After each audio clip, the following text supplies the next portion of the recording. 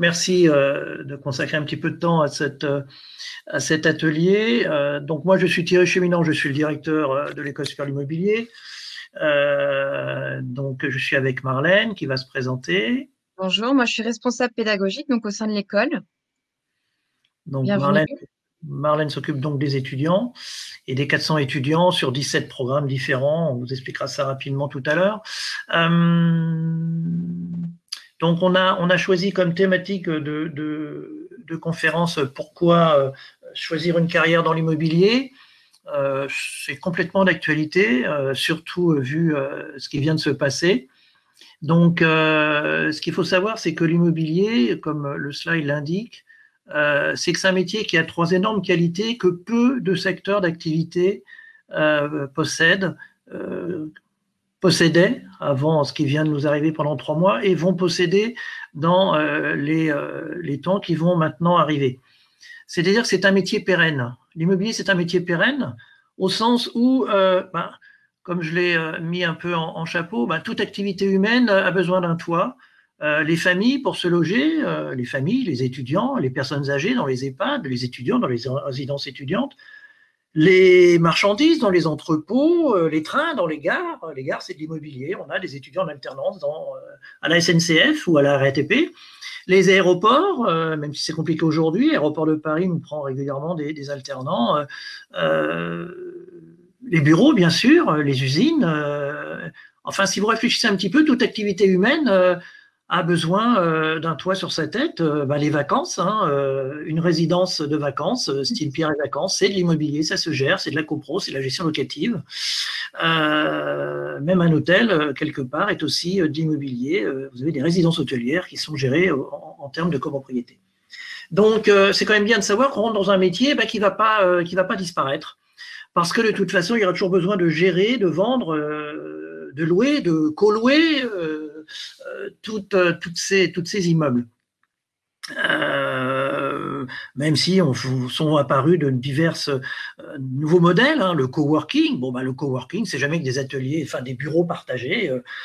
Ça reste de la location, ça reste des immeubles à gérer avec des parties privatives et des parties communes. Métier pérenne, c'est important parce que quand on a 20 ans et qu'on s'engage dans la vie active, on va travailler à peu près 50 ans.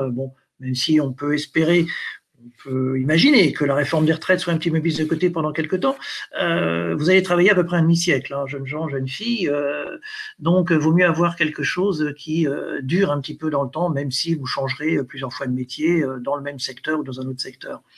Donc, c'est bien de savoir que c'est pérenne et malgré le phénomène de digitalisation qui opère dans l'immobilier, c'est vrai, l'activité humaine, en tout cas la relation humaine sera importante, puisque je rappelle quand même que l'immobilier, c'est l'investissement d'une vie pour un individu ou une famille. C'est un endettement sur 15, 20, 25 ans. C'est un engagement en termes de vie sociale, sociétale, puisque choisir un logement à l'achat ou à la location, c'est choisir un quartier, un lieu de vie avec son environnement, avec les gens qui vont être dans le quartier. Donc, c'est un très fort engagement en tant qu'être humain. C'est là où on va vivre avec sa famille, avec ses enfants, avec, je dirais, ses amis. Donc, c'est lourd de symbolique, l'immobilier. Et en tout cas, savoir que c'est un métier pérenne, c'est intéressant. Pour ceux qui s'intéressent un tout petit peu à ce qui se passe dans ce phénomène un peu de digitalisation, etc., je vous informe que il y a des métiers qui vont disparaître très rapidement, ou en tout cas à l'horizon de 5 à 10 ans. Le métier le plus pratiqué aux États-Unis, c'est chauffeur routier. Et il faut savoir qu'avec tout ce qui se passe aujourd'hui sur les voitures connectées, etc., il est très simple dans un pays comme les États-Unis de faire des autoroutes qui permettent d'avoir des trains de camions complètement autonomes. Et on sait que, alors M. Trump évidemment n'en parle pas dans sa campagne électorale, puisque les chauffeurs routiers sont parmi ses meilleurs électeurs, mais on sait qu'à 10 ans, les chauffeurs routiers aux États-Unis, qui est le métier le plus pratiqué, va disparaître parce qu'on va pouvoir faire des autoroutes, je dirais, avec des camions autonomes. C'est par là que ça va commencer et on n'aura plus besoin de ces gens-là. Donc voilà, pour l'immobilier, il n'y a pas de souci. Même si aujourd'hui, on a des immeubles qui sont complètement connectés, si on sait gérer un immeuble à distance, si on sait faire des visites à distance, et beaucoup en ont fait pendant ces périodes de confinement, si on sait signer à distance avec les signatures électroniques sécurisées, on aura toujours besoin d'un échange face-to-face.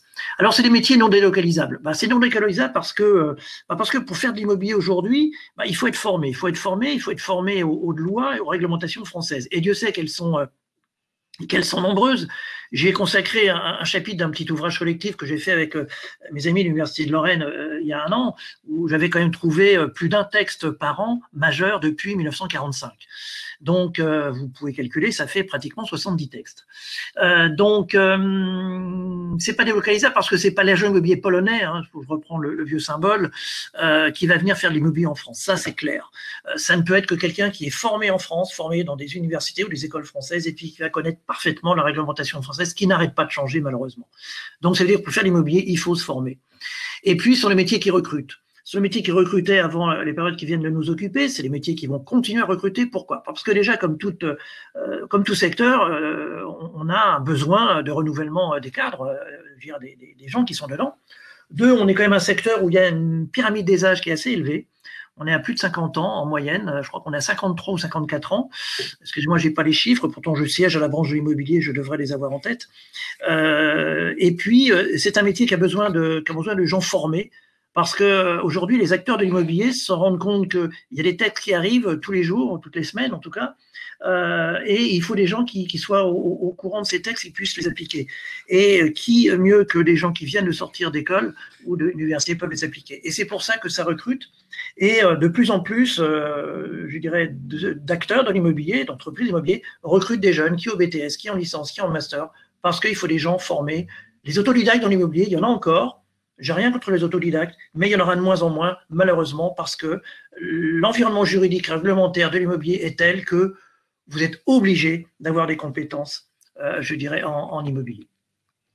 Alors, s'il y a des questions sur ces droits, ces trois items, je veux bien y répondre. Sinon, après, on peut rapidement brosser, je dirais, les métiers actuels.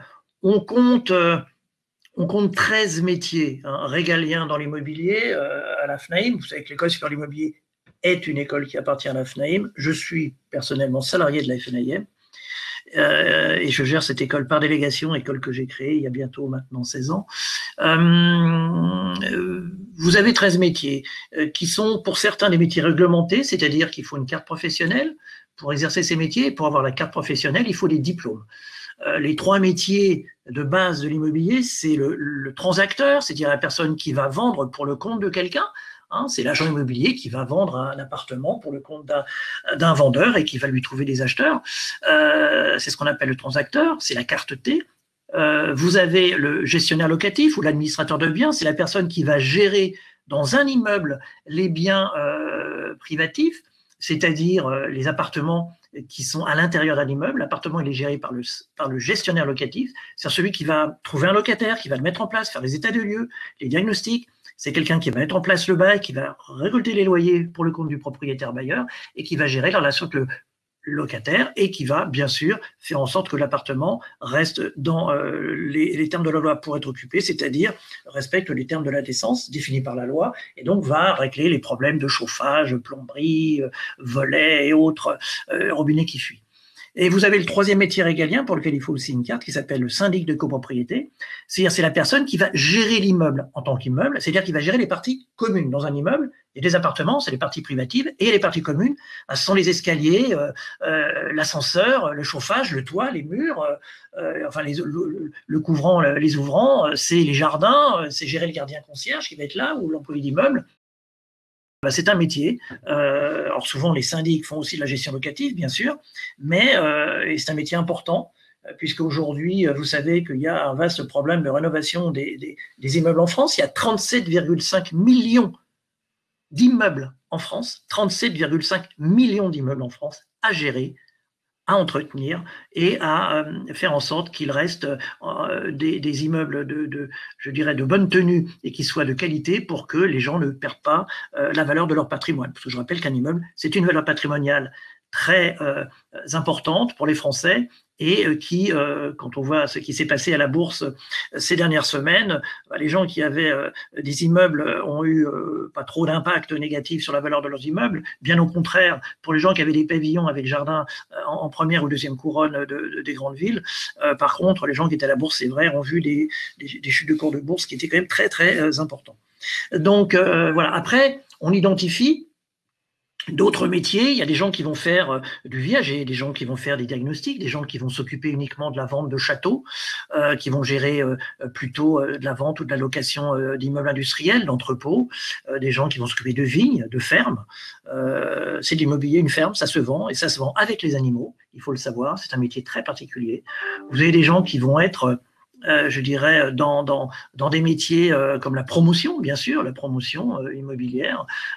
Ça peut être l'aménagement. Le promoteur, c'est celui qui met en place un projet de construction d'immeuble et qui va aller jusqu'à le construire. L'aménageur, c'est celui qui va préparer les terrains et puis diviser en lots pour voir si on peut construire dessus.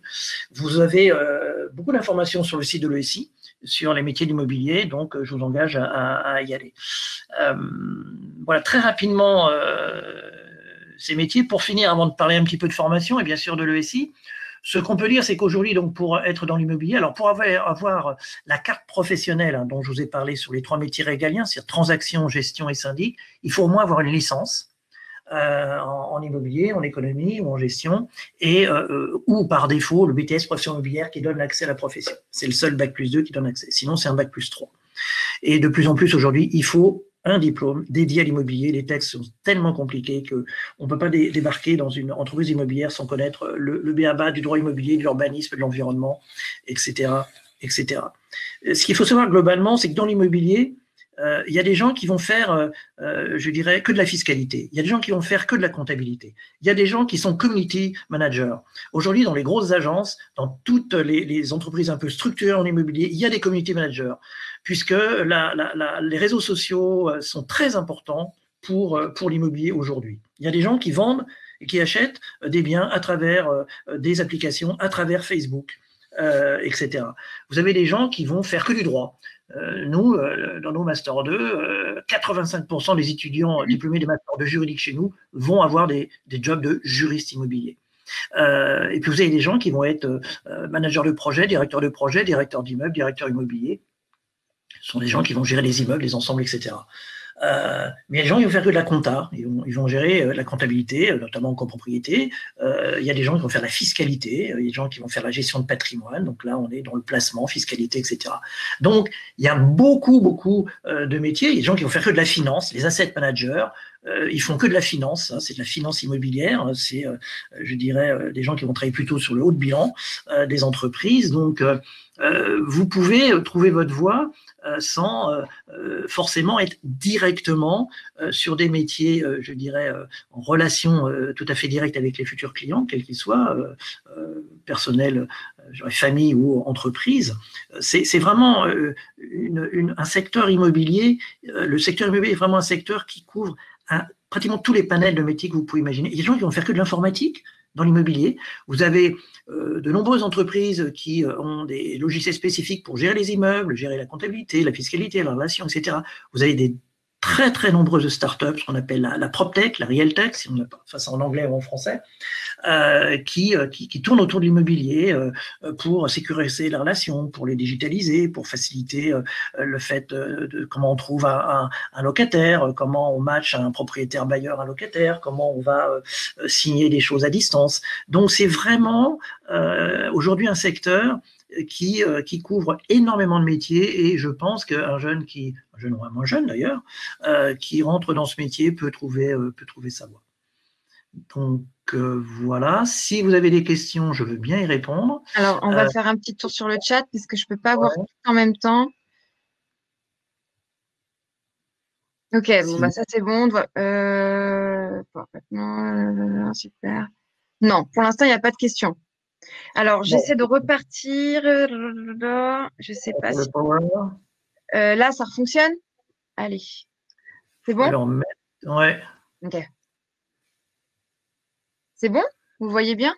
Ouais, c'est bon, moi je le vois. Alors, je vais rapidement poser. Bon, le premier slide, bon, le SI appartient à la FNAIM. On va parler un petit peu de formation, comment on peut accéder à ces métiers. On est en plein recrutement. Donc, et après, je laisse la parole à Marlène. Bon, le SI appartient à la FNAIM, Fédération nationale de l'immobilier, le premier syndicat professionnel en France. La FNAIM est membre du MEDEF. Je siège personnellement à la commission formation nationale du MEDEF, même au bureau de la commission formation nationale du MEDEF.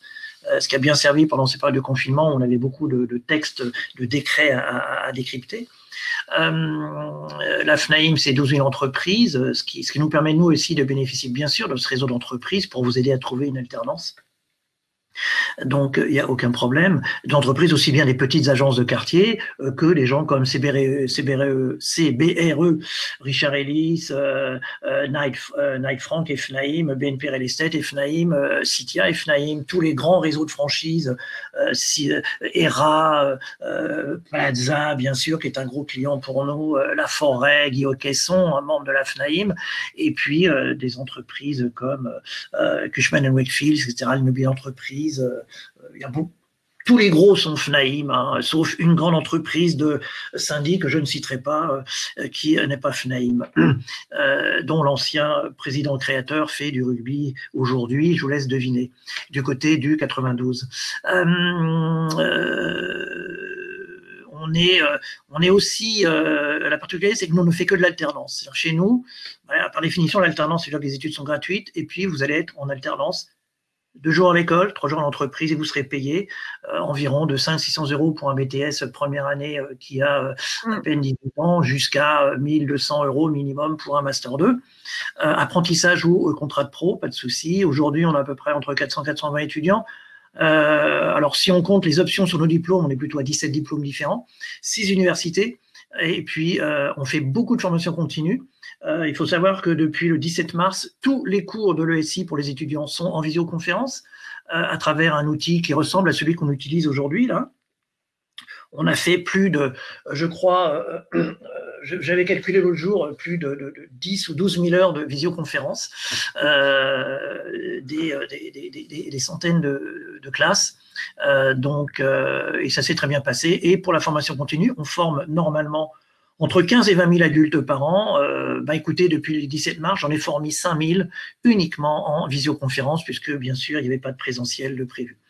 Donc, on a, je dirais, l'hybridation est déjà dans notre ADN. On fait des visioconférences depuis 2015.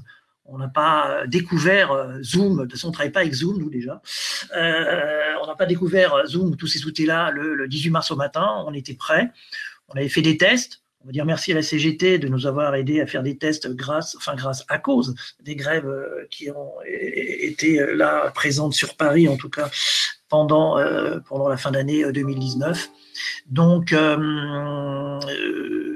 voilà. Et je ne vous cache pas que la rentrée chez nous sera très certainement hybride. Tout est prêt. On est prêt à vous accueillir, qui en présentiel, qui en distanciel, pour vous permettre de reprendre une activité tout à fait normale. Et tant qu'on a les règles aujourd'hui, de toute façon, de distanciation, on ne pourra jamais accueillir les étudiants en même temps dans l'école. Ça, c'est clair. Donc, nous, on est déjà prêts. Les emplois du temps sont prêts. Vous ferez vos cours, soit depuis chez vous, soit à l'école. Il n'y a aucun problème de ce côté-là. Les rentrées sont calées. La première rentrée chez nous sera le 31 août. Et on est prêt. Alors, je vais laisser la parole à Marlène pour... je dirais, voilà, vous présenter. Bon, ça, c'est globalement, c'est notre offre formation continue. Bon, là, ça vous intéresse pas. Bon, on va parler des universités pour vous dire que tous les étudiants qui sont à l'école, à part les BTS, sont à la fois étudiants inscrits juridiquement dans une université, mais les cours vont se passer à l'ESI. Nous, on va vous gérer le contrat d'apprentissage au contrat de pro.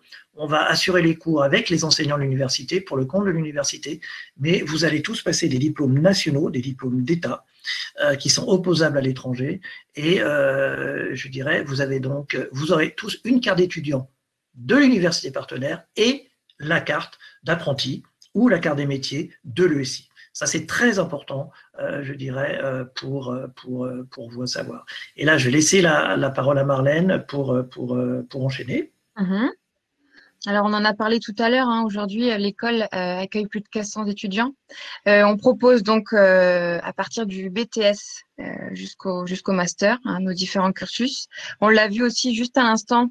Donc, on propose 4 licences professionnelles, 2 licences classiques, 4 Master 1 et 5 Master 2 en partenariat donc avec les universités. C'est vraiment une volonté et de la FNIM et du directeur de l'école ici présent de pouvoir faire ce partenariat avec ces universités pour vous proposer de la formation diplômante, des diplômes reconnus par l'État. On en a parlé aussi, tous nos cursus en alternance, avec un taux de placement à la sortie quasiment 100% à un mois. Ce sera peut-être plus compliqué là maintenant avec la crise actuelle, mais en tout cas, ce sont nos chiffres.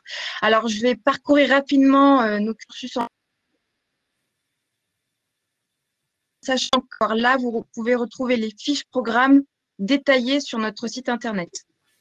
Donc, on propose donc le BTS profession immobilière donc sur 2 ans. On a en licence une licence en droit de l'immobilier, en gestion locative et logement privé social. Donc ça, c'est avec l'université de Dijon.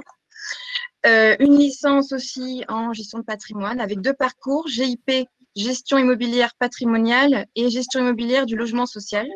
Une licence en métier de l'immobilier et une autre en droit et gestion de copropriété et de syndic avec l'Université de Paris 8.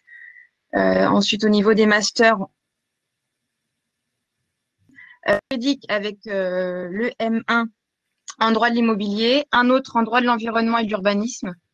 Et puis, nous avons aussi, avec l'Université de Lorraine, nos masters en management et développement de patrimoine immobilier avec 2 sous-parcours, management du développement de patrimoine immobilier et tout ce qui concerne le management des services et des conseils en immobilier. Vous retrouvez ici la liste donc, de nos Master 2.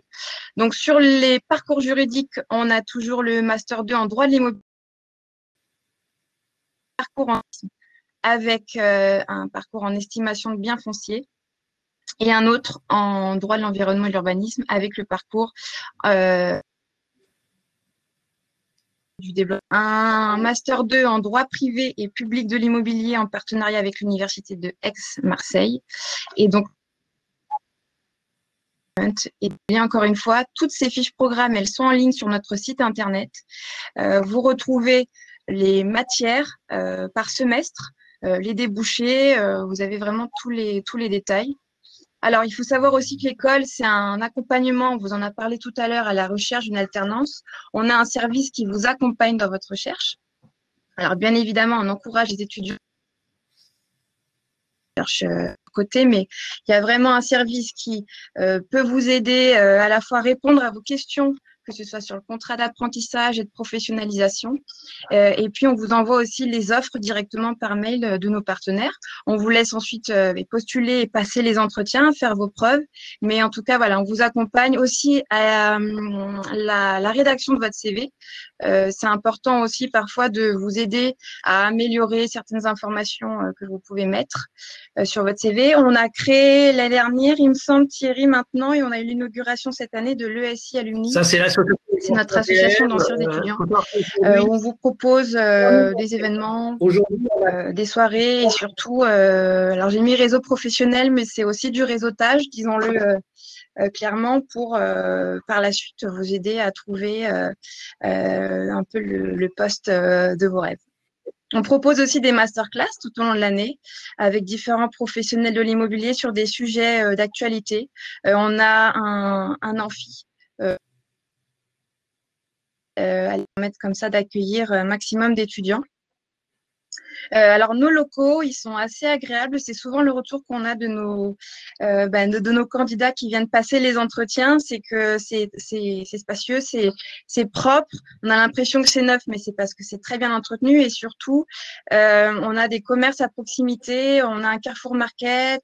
C'est souvent ce que les candidats nous demandent aussi. Autour, vous avez vraiment de quoi vous restaurer. Le midi, il y a un parc aussi. C'est très agréable au printemps et à l'été. Les 2000. Et puis, c'est facilement accessible puisque l'école est juste à côté de la Défense par le RER et le métro. Alors, comment postuler? C'est très simple. Vous allez directement sur notre site internet. Vous avez un espace « Je suis un étudiant ». et vous allez donc à l'intérieur trouver toute la documentation des différents cursus dont on vient de parler et remplir un formulaire d'inscription. Donc, il faut juste renseigner votre adresse mail et ensuite, vous, à l'intérieur de ce formulaire, ajoutez tous les documents qui vous sont demandés, le CV, la lettre de motivation, vos derniers bulletins, vos diplômes, si vous avez trouvé une entreprise, voilà, il y a tout un tas d'informations qu'on vous demande. Ensuite, votre dossier, il est étudié par notre service admission, par Monsieur Cheminant, par moi-même, et on vous propose ensuite un entretien de le point sur votre parcours, ce que vous aimeriez faire. Et puis ensuite, on envoie votre dossier à l'université partenaire pour une validation définitive. Donc, il y a vraiment un suivi de bout en bout de votre dossier. J'en ai fini, moi. Merci de votre attention. Juste pour vous. Thierry, vous voulez peut-être ajouter quelque chose? Il reste pas très longtemps. Bon, j'espère que vous m'entendez toujours. On a fait quelques centaines d'entretiens au téléphone pour la période. Oui. Donc, il faut savoir qu'aujourd'hui, vous envoyez votre dossier, il est regardé. Vous m'entendez toujours ou pas? Parce que je vois Thierry qui… Normalement, vous m'entendez là? Oui. Oui, c'est bon. Donc, votre dossier il est traité dans les 48 heures et on vous appelle au téléphone pour fixer un rendez-vous très, très vite. En fait, si vous êtes libre, on vous prend tout de suite. On gère. Ah, super, vous m'entendez. Bon, bah, du coup, je pense que c'est… pour pouvoir aller beaucoup plus vite. Le directeur qui doit avoir un petit souci. Si vous avez des questions, n'hésitez pas. Donc, mais là, les dossiers sont traités sous 48 heures, avec des réponses des universités qui arrivent aussi sous 48 heures.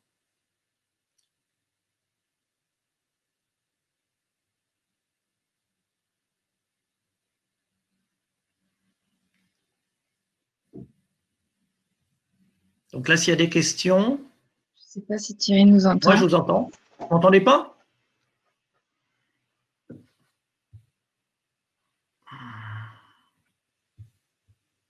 Alors, on a aussi… on est assez présent sur les réseaux sociaux, sur Facebook, surtout sur LinkedIn, et puis sur Twitter, où on partage souvent nos événements. Alors, moi, je n'entends plus Thierry. Pas de questions. Vous m'entendez pas, là? Ah, ok, d'accord. Bon, bah, désolée, je n'entends plus du tout.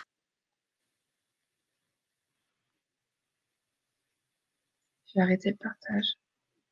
Ah ouais, c'est la fin, oui, donc c'est bon. Ok. Vous m'entendez pas, là?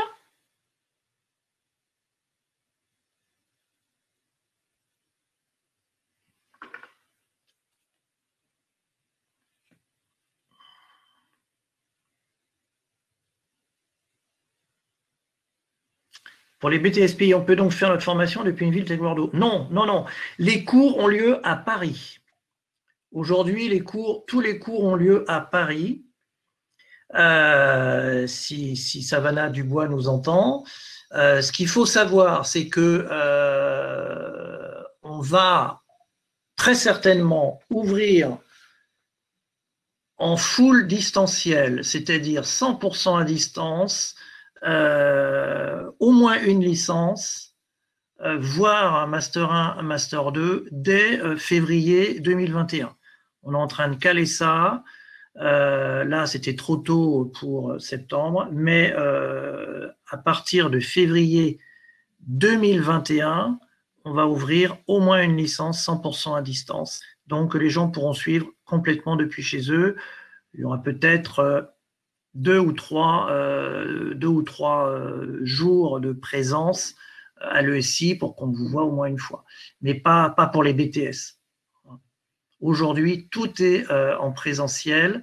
Alors, il y aura du distanciel parce qu'il y a la crise sanitaire. On va en garder un petit peu. Mais pour l'instant, on est dans une logique d'avoir déjà des cours en présentiel. Mais dès 2021, on va ouvrir au moins un diplôme 100% à distance qui vous permettra de le suivre depuis n'importe quel endroit en France ou dans le monde. Je suis revenue. Désolée, je ne vous entendais plus du tout. Donc, j'ai répondu à la question de Mademoiselle Dubois. OK. Donc, sinon, aujourd'hui, c'est vrai que les BTS ont eu, Savannah, les BTS ont eu des cours à distance, bien sûr, C'est pas les plus simples à faire, hein, les cours de BTS à distance, hein, je vous cache pas. Mais aujourd'hui, c'est la licence, une des licences, hein, la licence qu'on a avec l'Université de Lorraine, hein, pour rien vous cacher, qui certainement va être ouverte 100% à distance, en plus du groupe qu'on va ouvrir bien sûr en septembre, dès février 2021.